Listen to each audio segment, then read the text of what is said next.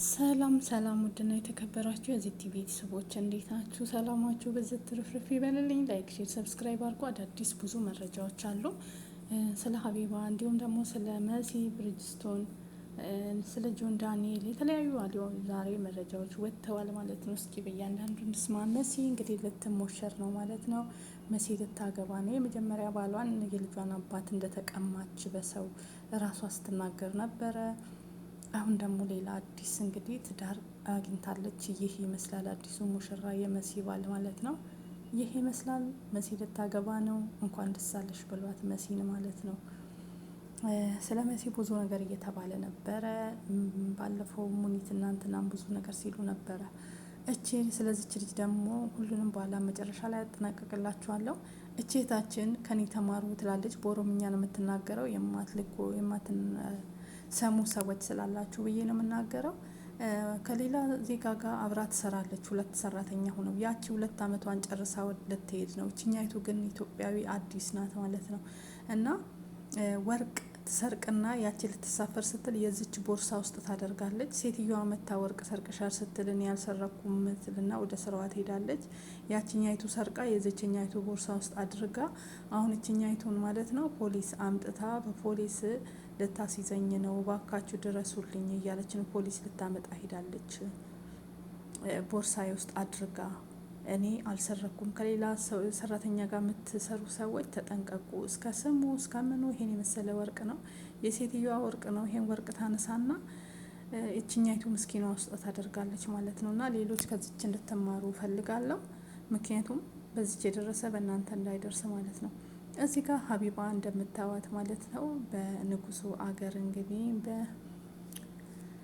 በባሏ አገር ጎንደር ላይ ተገኝታለች። እሷም ስለ ጎንደር ያስተላለፈችው መልእክት አለ። ሀቢባ ላይ እንግዲህ ሁሉም በእሷ ላይ እየወረዱባት ይገኛሉ። ምንድን ነው? አንደኛ አንቺ ሙስሊም ነሽ፣ ለምን ኦርቶዶክስ አገባሽ? የኦርቶዶክስን በዓል ለምን ታከብሪያለሽ? ባለፈው የገና በዓል ለምን አከበርሽ ብለው ሲወርዱባት ነበረ። ዛሬ ደግሞ ጭራሽ በአደባባይ ጥምቀትን አከበረች ብለው ሞተች ነፍሲ ማር እያሉ ሁሉ እየዘቀዘቁ እንትን የሚሉ አሉ። ሃይማኖት ለግል ነው የምለው። እሷም ትገባበት ጉድጓድ አትገቡ። ምንድን ነው የሚያቃጥላችሁ? ምንድን ነው እንደ እሳት እንደዚህ የሚያንገበግባችሁ? ምን አገባችሁ? እች ልጅ እኮ ኦርቶዶክስ ሁና ተጠምቃ ኦርቶዶክስ ሁና ትችላለች፣ አይታወቅም። ምክንያቱም ቤተሰቦቿን ደብቃ ከሆነ እሳ ዝም ብላ አይደለውም ሙስሊም ነኝ የምትለው ማለት ነው። የምታደርገው ነገር ከሙስሊሞች የተለየ ነው። ሙስሊም አይደለችም። ሙስሊም ነኝ ትላለች ውሸቷን። ግን የምታከብረው የሙስሊምንም የኦርቶዶክስንም ነው። አቋም የላትም። ምንድናት? በቃ ብዙ የስድብ ናዳ፣ ወንዶች በተለይ ሴቶች ብልግና ስድብ ሁሉ ትሰድቧታላችሁ። ዘቅጥቃችሁ ነፍሲ ማር ትላላችሁ። እረ ጥሩ አይደለም። እናንተ እግዚአብሔር አይደላችሁም እኮ። እሱ የፈለገውን ነገር ይጠይቃት መድኃኒዓለም ማለት ነው በእምነት በኩል። እናንተ ምንድን ናችሁ? ምን ቤት ናችሁ? የምን አሽቃባጭ ናችሁ? የምን አለቅላቂ ናችሁ? ከምር ወይኔ ስድባችሁ ይዘገንናል። እኔማ ሳይለንት አደረግኩት፣ መስማት አልፈልግም። ምክንያቱም በጣም አጸያፊ ስድብ ነው የምትሳደቡት፣ የሰው ቅስም የሚሰብር። እናንተ ምንም ብትሏት ሀቢባ አትሰበር። ምን አገባችሁ? እኔ እኮ የእኛ ኢትዮጵያ ነገር እኮ የራሳችን የራሷ እያረረባት የሰው ታማስላለች የሚባለው ተረት ለእኛ ለኢትዮጵያ ነው። ምክንያቱም እኛ ስለ ራሳችን ሳናቅ፣ ስለ ራሳችን ሃይማኖት ሳናቅ ዘለን ገብተን ወጥተን የሰውን ሃይማኖት ስለ ሰው መናገር፣ ስለ ሰው ማውራት እንወዳለን። ስለ ሰው ማንነት ማሾክሾክ፣ የሰውን ኃጢአት መውሰድ። እኛ ማንን? እናንተ ማን ናችሁ? ምን አገባችሁ ስለ እሷ? ምንም ትሆን ምንም፣ ምን ቤት ናችሁ? የምሬን እኮ ነው የምለው። እግዚአብሔር ምንድን ናችሁ? ምን አገባችሁ? የምን አለቅላቂ ናችሁ? እዚህ ጋር ነፍሲ ማር ብላ ባሏን እናትና አባት በመኪና አደጋ ሁለቱም ህይወታቸው አልፎ የእነሱን እንግዲህ ነፍሲ ማርም እዚህ ጋር አድርጋለች። ብዙ ስራዎችን የሰራች ነው ሀቢባ ከባሏ ከልጆቿ ጋር በመቄዶንያ እንግዲህ ጥሩ ነገርን እያደረገች ይገኛል። ና ጎበዝ ናት። ግን ጥሩ ስራዋን ሳይሆን በሃይማኖት እየሄዳችሁ አንቺ ሸፋፋ፣ አንቺ ምናምን፣ አንተ እንደዚህ ብለህ የምትሳደበው አንተም ከሷ የባስክ ሸፋፋ ልትሆን ትችላለህ። እውነት በቁመቱ አይቀር፣ በአካሄዱ አይቀር፣ በምኑ አይቀር ትንሻፈፍ። ለባሏ ንግስት ናት። በቃ ምን አገባችሁ? አታገብ፣ አትንሻፈፍ፣ ትውላገደች፣ ትውላከፈች። በጣም የምታስጠላ እውነት። የሆነ ልጅም አለ እንደ ስድቡ ራሱ መርዝ ነው። ወደ ሚዲያ ፊታችሁን አያስወጣም እሷ ጠንካራ ስለሆነች እንጂ የሚሳደበው ስድብ ማለት ነው። እና ይሄ ተገቢ አይደለም። ኢትዮጵያን በስድብ ነው አንደኛ የሆነውና በሟርት በቆሻሻ ነገር። ይህ ወንድማችን ጆን ዳንኤል እንግዲህ ታመመ እንዲሆነ እየተባለ ያልወጣ ጉድ የለም። እሱ ግን አስተላልፏል። ታሙ አይደለም የጭንቅላት ወባ ታመምኩ ሲል የጭንቅላት እጢ ተብሎ መጥፎ ነገር በሱ ላይ እየተወራበት ይገኛል። እሱ ጋር እንደዛ አይደለም ያለ የጭንቅላት ወባ ነው አሁን ተሽሎኛል እግዚአብሔር ይመስገን ብሎ ቪዲዮም ለቋል ማለት ነው። ሰዎች ግን ለምን የሰውን ሞት እንደምትመኙ የሰውን መጥፎ ነገር እንደምትመኙ አላቅም። በተለይ ኢትዮጵያን ምቀኝነታችን ለዛ ነው ከሀገር ሀገር በስደት የሚያንከራትተን አገራችን ደሃውና የኛ ምቀኝነት ነው የእውነት። እነዚህ የሱ እናትና አባት ናቸው። እንግዲህ ነፍስ ማር ፕሮግራም የተሰራ ነው። ሁለቱም አንድ ላይ በመኪና አደጋ ነው ህይወታቸው ያለፈ። በጣም ደስ ይላል። እንዲሁም ንግስቷና ንጉሱ እንግዲህ እዚህ ጋር ስጦታ እየተሰጣቸው ይገኛል ማለት ነው። ያው ቅናት ነው። ኢትዮጵያን ቀጣችሁ ነው፣ ሌላ ነገር ምንም ነገር አይደለም። የእውነት እየቀናችሁ ነው። በሀቢባ ስሟን እንደዚህ ሙልጭ ያደርጋችሁ መታጠፉ፣ ሌላ ምንም ያደረገችው ነገር የለም። ሀቢባ በቅናት ብቻ ነው ሀቢባን እያንቋሸሻችሁ ያላችሁ። ንጹህ ኢትዮጵያዊ ናት እሷ፣ አውራጌ ናት። ከጎንደር ልጅ ጋር ተጋብታ ወልዳ በፍቅር እየኖረች ነው። ስትረዳም እንደዛው በፍቅር የኢትዮጵያን ሕዝብ ነው እየረዳች ያለችው። እዚህ ጋር የምታዩት እንግዲህ እነዚህ ጓደኞቹ ናቸው። በቪዲዮ የሞተው ልጅ ሳውዲ አረቢያ በሪያድ ከተማ ይሄ ነው። ማከል ላይ ቢጫ አንገቱ ላይ ያደረገው ማች እሱ ነው ማለት ነው። ገዳይ ደግሞ ወደዚህ በኩል ያለው ይሄኛው ነው ማለት ይሄ ሰው ወደዚህኛው ያለው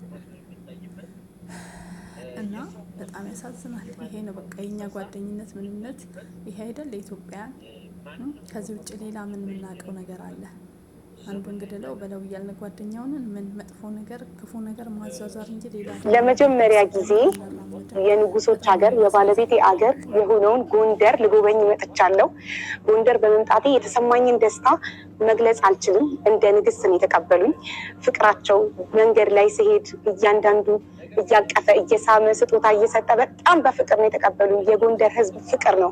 እውነትም እንደተዘፈነላቸው እንደተነገረላቸው ፍቅር ናቸው እና በቃ መውጣት አልችልም ከጎንደር። የመን ውስጥ ዘማር የተባለ ቦታ ላይ አንድ መስጂድ ውስጥ የተከሰተ ክስተት ነው ይላል። ይህ ክስተት እዚያው መስጂድ ውስጥ ሰፈል አወል ላይ የመጀመሪያው ሰፍ ላይ ቆሞ ሲሰግድ የነበረ አንድ ሰጋጅ ነው የሚያስተላልፍልን። እናም ይህ ሰው እንዲህ ይለናል። አንድ ሰው ይሞትና ተሰግዶበት ተቀበረ። አላህ ይማረው አትሉም? ከዛ ከኢሻ ሰላት በኋላ ጀናዛ መሸከሚያውን ሊመልሱት ይዘውት ወደ መስጂድ ሲመጡ ሰዓቱ ሄዶ ስለነበር መስጂዱ ተዘግቷል። ስለዚህ ኻዲሞች ለፈጅር ሰላት ሲመጡ እንዲያነሱት በሚል ጀናዛ መሸከሚያውን ከመስጂዱ በር ከደረጃ ላይ ያስቀምጡታል። ነገር ግን ሌሊት 9 ሰዓት ተኩል አካባቢ አንድ ሰውዬ ወደ መስጂዱ ሲመጣ መስጂዱ ዝግ ሆኖና በረንዳው ተከፍቶ አገኘው። የተወሰነ ቢጠብቅም መስጂዱን የሚከፍትለት ሰው አጣ። ብርዱ በጣም ሲበረታበት ዞር ብሎ ሲያይ ጀናዛ መሸከሚያውን ካጠገቡ አገኘው። በውስጡም ብርድ ልብስ ነገር አለ። እናም ይህ ሰው አገኘው ብሎ ጀናዛ መሸከሚያው ውስጥ ብርድ ልብሱን ለብሶ ለጥ ብሎ እንቅልፉን ተኛ። አባቴ በብርድ ደንዝዞ የነበረው ሰውነቱ ትንሽ ምቾት ሲያገኝ ነፍሱንም አያውቅ ለጥ ብሎ ተኝቶልሃል። ትንሽ እንደቆየ የመስጂዱ ኻዲም መጥቶ መስጂዱን ሊከፍት ሲል በረንዳ ላይ ከጀናዛ መሸከሚያው ላይ የተኛ አንድ ሰውዬ ይመለከታል። ከፈጅር በኋላ ሊሰገድበት ያመጡት ጀናዛ መሰለው። ከኋላውም ሌሎች ሰዎች መጥቶ ግማሹ ሽንት ቤት ሌላው ውዱእ ሊያደርግ ይሄዳሉ። ይህ በረንዳ ላይ ተኝቶ የሚያዩት ሰውዬ ወይም ጀናዛ ደግሞ ሁሉም ቀድሞውኝ የመጡ ሰዎች ሊሰገድበት ያመጡት ጀናዛ ነው ብሎ ያስባል በውስጡ። በዚያ ላይ ፈጅር ነው። ሰው ከእንቅልፉ ተነስቶ እየመጣ ነው ያለው። ገና በደንብ ያለቃ ህዝብ ነው። ሊሰገድበት የመጣ ጀናዛ ይሆናል በማለት ተጋግዘው ወደ መስጂድ ኢማሙ ጋር ወደ ሚህራብ አስገቡት። ብርድ የቀጠቀጠው ሰውዬ ሲሸከሙት አያውቅ ተኝቷል። ሰዎቹም የማን ይሁን ብለው አይጠይቁ፣ ገና ከእንቅልፋቸው በደንብ አልነቁም። እናም ተሸክመው መስጊድ ውስጥ አስገቡት። ፈጅር አዛን ብሎ ለመስገድ ወደ 50 የሚሆኑ ሰዎች ተሰበሰቡ። ይህንን ታሪክ የሚያስተላልፍልን ሰው እኔም ከሰጋጆቹ አንዱ ነኝ፣ የመጀመሪያው ሰፍ ላይ ነበርኩ ይላል። ከፈርድ በኋላ ልንሰግድበት ጀናዛው ከፊት ተደርጎ የፈጅር ሰላት እየሰገድን ነው። ልክ ለሁለተኛው ረካዓ ስንነሳ ጀናዛው ሲንቀሳቀስ አየሁ። ጀናዛው ሲንቀሳቀስ አየሁ። እንዴ አይኔ ነው ወይስ ምንድነው ብዬ አይኔን አበስኩ። ጨፍኜም ገለጥኩ። መንቀሳቀሱን ግን አልተወም። በቃ እንቅልፍ አለቀቀኝም ይሆናል ብዬ አሰብኩ።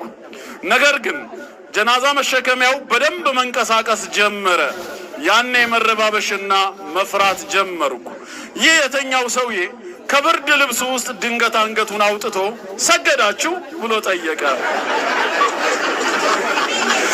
ያኔ ሁሉም ሰዎች ደንግጦ መተረማመስና መሮጥ ጀመሩ። እኔም አጠገቤ ከነበረው በር ወጥቼ በባዶ እግሬ ሮጥኩኝ። ወደ 1 ኪሎ ሜትር ያክል የሚርቀውን ቤቴን በትንሽ ደቂቃዎች ነው የደረስኩት። ደግሞም ባዶ እግሬ መሆኔንም የማውቀው ነገር የለም። ኢማሙም ሲያየው ደንግጦ መሬት ላይ ይወድቃል። ሌሎች ሰዎች ግማሹ ከግድግዳ ጋር ይጋጫል። ሌላው ደግሞ ልክ እንደኔው በባዶ እግሩ ይሮጣል።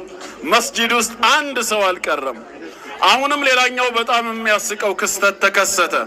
ያ ከሬሳ መሸከሚያ ላይ ተኝቶ የነበረው ሰውዬ ሲነሳ ሰዎቹ ሲሸሹ ሲሮጡ ሲያይ ከኋላቸው ተከትሎ መሮጥ ጀመረ። እናንተ ምን ሆናችሁ ነው? ቅያማ ቆሞ ነው እንዴ? እያለ ከኋላቸው መሮጥ ጀመረ። ሰዎቹ ደግሞ ወደ ኋላቸው ሲዞሩ ይሄ ሰውዬ እየተከተላቸው መሆኑን ያያሉ። ያኔ ይብስባቸዋል። ባለ በሌላ ኃይላቸው ይሮጣሉ። ሰላታቸውን በዚህ መልኩ አቋርጠው ሁሉም ሮጡ ይለናል በቦታው የነበረ